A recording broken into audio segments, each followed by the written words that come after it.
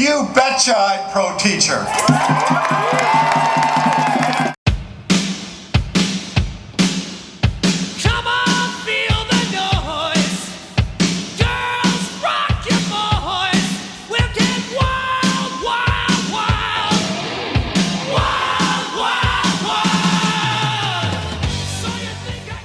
Fire away. I'm a UVic student. I'm in the Women's Studies program at the University of Victoria, and I believe it's really important to come out here today to support teachers, because fundamentally the government right now, what they're trying to do is put in legislation that is kind of stripping away teachers' rights to be able to negotiate for fair wages, and I am fundamentally against that, and I think that we need to ensure that teachers have a voice and that their rights are being respected and upheld. So I feel like we need to have everyone out here supporting, because everyone has a teacher at some point in their life, and education is so important, and education is a right, so it's a right that everyone deserves, and so we need to see more support from our government and not as much of this kind of fascist legislation that's happening. I was a teacher in Nanaimo for nearly 30 years, and the issues that we're fighting for today are exactly the same issues that we fought for 20 years ago. We negotiated in free collective bargaining, class size, class composition, language, and it was stripped by this government. It was illegally stripped, and now they're planning to strip more things from the teachers in this Bill 22, and that's why we're here. I've been a teacher for about 35 years now, and my biggest issues are class sizes and composition. I'm a home ec teacher. My classroom was designed and built to accommodate 24 students. At times I have more than 30 students in my classroom. When we have international students in our school for several months at a time, it is not unusual to have more than 30 students. We don't fit. We simply don't fit. I'm here representing the BC Government and Employees and Services Association. I'm a shop steward. I've been a shop steward for 15 years. We are out here today in solidarity with our brothers and sisters in the Teachers Union to support their demands for free collective bargaining. We don't believe this employer has been bargaining in good faith, and we want to show our solidarity that all working people, men, women, and children across the province deserve to be heard, and we deserve to get a chance to tell our side of the story. So I guess the Bill 22 is just something that isn't fair for teachers, it's not fair for kids. It doesn't really teach kids that democracy works, because it's not a proper democratic process. You're just going back on things that aren't right and haven't been done before, so I feel it's really unfortunate. I think kids are the ones who suffer in the end, so we're standing up for them. We're here today to discuss the implications of Bill 22, supposedly called the Education Improvement Act. That's what the BC Liberals call it. I think I would rather refer to it as a No Child Left Behind BC version. But anyway, my main objections to Bill 22 are as follows. First of all, I don't think it's appropriate to be using the legislature as a place to settle contracts. I think it's far better for unions and government to bargain these things in good faith through the bargaining process. That's a much better outcome for all concerned. It seems that this bill now is simply giving up on class size and composition. What they're doing here is allowing class sizes to increase, and they're actually completely abandoning the notion of their own law, which they brought in 2005, 2006, to limit the number of children with special needs in a class. So for a teacher to have a limit of 3 children with special needs identified, or to have potentially 4, 5, and 6, as the minister suggests is okay, to me is not okay at all. My program is actually an alternative program within alternative education. These are students that the district really has found it impossible to place elsewhere, mostly male. Again, 10 of them are full-on special needs designation. I've got Tourette's syndrome, I've got autism, I've got fetal alcohol syndrome, and a lot of anxiety, I say mental health issues. In the past, severe bipolar, I have a student with that as well. There are 10 of those, and then there are another 15 that aren't designated, but for various reasons have needs that can't be met in a regular school setting. I have one assistant. So there's two of us, and I wake up in the middle of the night worried about this because I am not able to meet the needs of these students the way I want to meet them, and the way those students need to have their educational needs met. And that's why I'm out here. And so the government, rather than put the resources in, is now saying, oh, we'll just abandon the law. That to me is unconscionable. I think it will be very detrimental, not only to kids with special needs and all the hundreds of kids who are sometimes referred to as grey area kids who have yet to be assessed, but also it's not fair to all of the normative learners in a class, because obviously this is going to make the teaching conditions in the class unmanageable. Lastly, I would add that the sad thing about this is that it just shows once again a complete lack of respect for the teaching profession. This situation we're in now, and the 4,000 or 5,000 people you saw outside of the lawns of the legislature yesterday, didn't just show up because of Bill 22. They've come here really because for 10 years the teaching profession has been attacked by this government. Our public education system has been denigrated severely. And what do we end up with? We end up with an Orwellian bill called the Education Improvement Act. And quite frankly, it isn't about that. So yeah, we'll oppose it. My name is Sarah Windle, and I'm a classroom teacher at Keating Elementary. I teach grade 4-5, as well as I'm also the teacher librarian.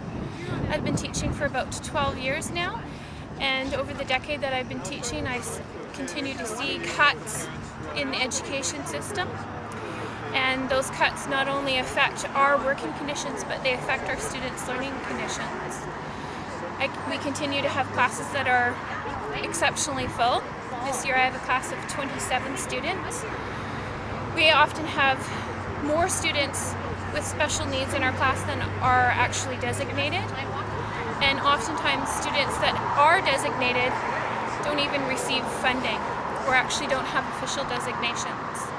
So the need continues to go up and the funding continues to be frozen. Hi, my name is Sean Hayes. I'm the president of the Saanich Teachers Association.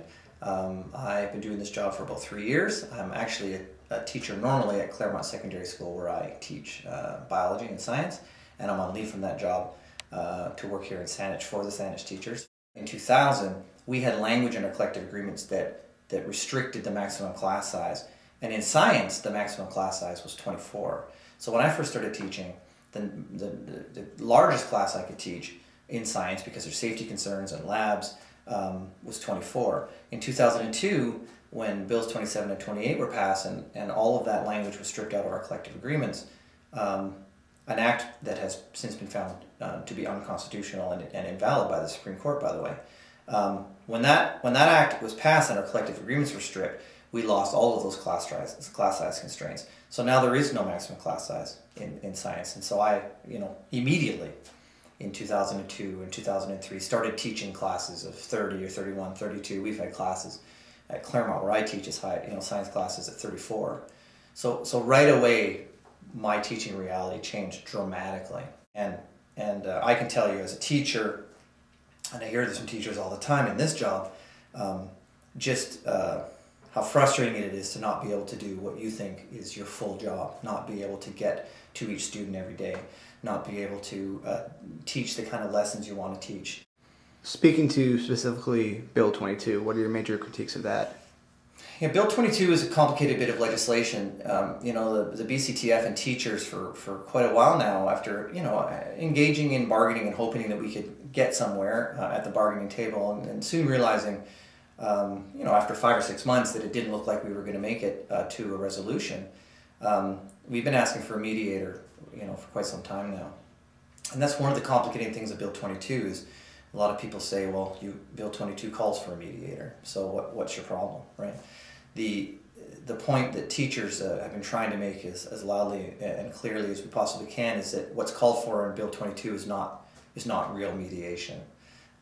Mediation involves the two parties in a dispute agreeing on a mediator. You usually don't put constraints on the mediation. You may not get everything you want in mediation, certainly, but you go in with your position, the other side goes in with their position, the mediator hears your sides and then tries, and maybe unsuccessfully, but tries to bring the parties towards a resolution. In this case, Bill 22 imposes a cooling off period and then appoints a mediator. Government picks the mediator, so that's our first concern. and then gives a very narrow constrained box mandate to the mediator and says, please go mediate this dispute between these two parties. Oh, and by the way, at the end, it must look like this. We've seen, of course, in the current situation, something really quite unusual, that the government is proposing mediation and is prepared to appoint a mediator, but at the same time they legislate an end to a strike and appoint a mediator, while at the same time setting the conditions of the mediation. In effect, there's not very much left to mediate in the current situation, because the three key issues are teachers' pay, class sizes, and the composition of classes, special needs pupils, for instance, and support for special needs pupils. But in Bill 22, the government has simply laid down what the result will be. So there's very little left to mediate here, and it's a point that, no surprise, the teachers are making and have made repeatedly. So the conclusion of all of this is that there is a form of collective bargaining here. It's always in the political arena, and it's a very limited and constrained and restricted form of collective bargaining. My argument is that given all of this, given the constrained nature of collective bargaining, conflict is inevitable. Conflict is necessary, and the only way to escape it is through some structural change in the entire relationship between teachers and government. The other, of course, thing that shocked, I think, almost anyone who's read the bill are the fines that are listed in the bill. Any individual teacher who's involved in a job action after this bill becomes law will be fined $475. Someone like myself, who's a union representative, would be fined $2,500 per day. $475 per day for a teacher, $2,500 per day for someone like me, and the BCTF as an organization would be fined $1.3 million per day. So we calculate that if all teachers were to go out and to protest this bill after it became law, and be involved in what the government would say was an illegal job action, that the government would get about $20 million per day from teachers or people like me or from the BCTF. And we just think this is intimidation, and you've heard the term used, I think, bullying, to try to get teachers to be afraid. After our job action in 2005, some changes to the School Act were made to try to address some of our class size and composition concerns. And there were some, although they haven't worked that well, some restrictions and constraints introduced into the School Act around the number of students that can occur in a class, some averaging that must be met at different levels, the fact that if you wanted to exceed some of those levels, administrators needed to consult with teachers about extra students in their class. All of those protections have been removed from the School Act by this bill. So there's no more requirement that administrators consult with teachers about additional students in their class. There's no more requirement that teachers need to consent to additional students, which we had at some of the grade levels. There's no more class average requirements. There's no more limit on the number of special needs students that can be in a class. So in fact, the few changes that they did make, in our opinion, have made things dramatically worse. At a time when for the 7th straight year, BC has the highest rate of child poverty in Canada. At a time when BC has the highest absolute levels of inequality in Canada. At a time when government should be working with public school teachers to make sure our public school system, which gives people hope and opportunity in the future, is running as best as possible. At this time, we have a government that has decided on confrontation. And instead what we have in British Columbia is legislation that ends that opportunity, that imposes an agreement on teachers, and that imposes an unfair mediation process on teachers. This is not the time for that.